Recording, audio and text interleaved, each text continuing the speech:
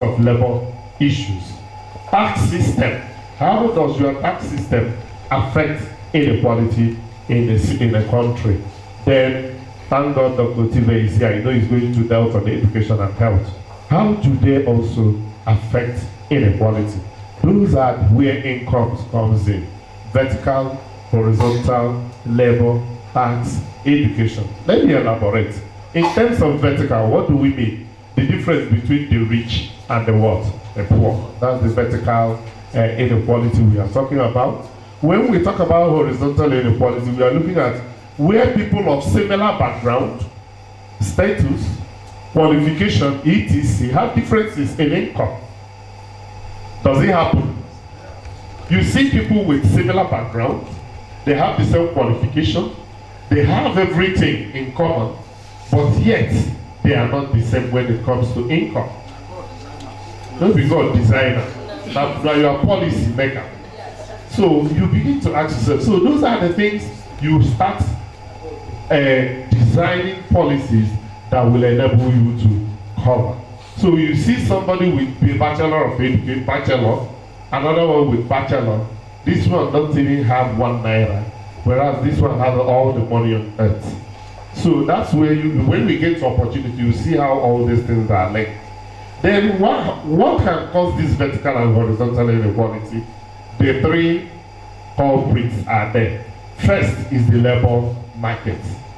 Differences in education, qualification, like in Nigeria, you know the dichotomy between the HND and BSc. That can make some two people who call themselves graduates not to be the same thing.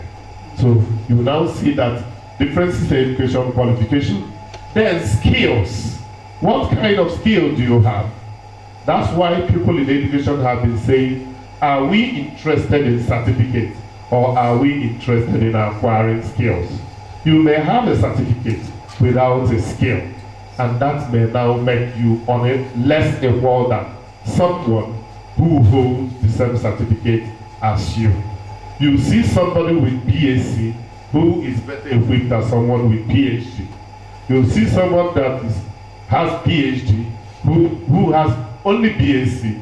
When he talks and a professor talks, you begin to doubt whether that person is really a professor because he has the skills in that particular field. Abilities, that is also very important. Experience, and all of them mean that the supply of labor force differs in relation to the what? To the demand. It's not just when you demand that people supply. Some people see job vacancy and they'll just look at it and say, yeah. I remember my friend from Netherlands sending me a link, say, so you are qualified, apply for this. I sent him an email back and said, are you insulting me? So because to others, there are others who I sent it to who were busy writing emails, thanking me for giving them this opportunity to apply. But to me, it was an insult because I believe I've overgrown that kind of job. So that's what's experience, skills, and all those things. Now, so you now see the interaction between demand and supply.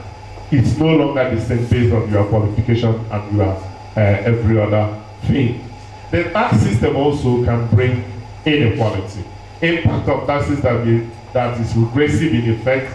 We know that there are 3 types of taxation: the progressive, the regressive, and the proportionate. So the progressive is when the higher your income, the higher the percentage you are taxed.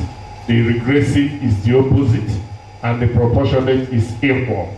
So when it is regressive and proportionate, you see that it increases what? Inequality. But when it is progressive, highly progressive, that's what reduces inequality and brings people together. And in Nigeria, the tax system and all these things has made us, I doubt some people still have hope, but I doubt if we have middle class in Nigeria. I believe we have only 2 classes. Yes. It's either you are rich or you are poor. Yeah. If there are people in the middle class, they are so insignificant that nobody notices them. So, and any country that doesn't have middle class, I doubt if they can develop. The more you give, and you increase the number of people in the middle class in your country using this instrument, the more progressive your country becomes and the more you close the gap of inequality. Then level of education and access to education. There are two things there, level and what? Access influences the level of what? Earnings. There may be educational facilities, but people don't have access to them.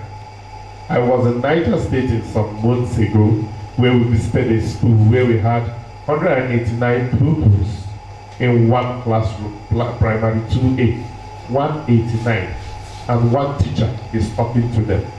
If you hear the teacher talk, you know that the teacher is not even qualified to be a pupil, let alone being a teacher.